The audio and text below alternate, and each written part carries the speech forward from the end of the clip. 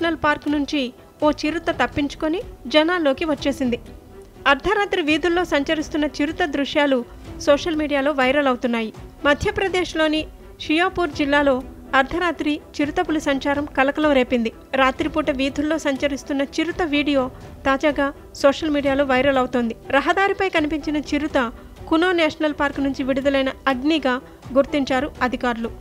చిరుత దారి తప్పడంతో నగరానికి వచ్చి చేరుకుందని అధికారులు చెబుతున్నారు. చిరుత అమరల్ నది ఒడ్డు మీదుగా నగరంలోకి చేరుకోవడంపై స్థానికులు తీవ్ర భయాందోళనకు గురవుతున్నారు. చిరుత సంచారంపై షియాపూర్తో పాటు చుట్టుపక్కల గ్రామాల ప్రజలు అప్రమత్తంగా ఉండాలని అటవీ శాఖ విజ్ఞప్తి చేసింది.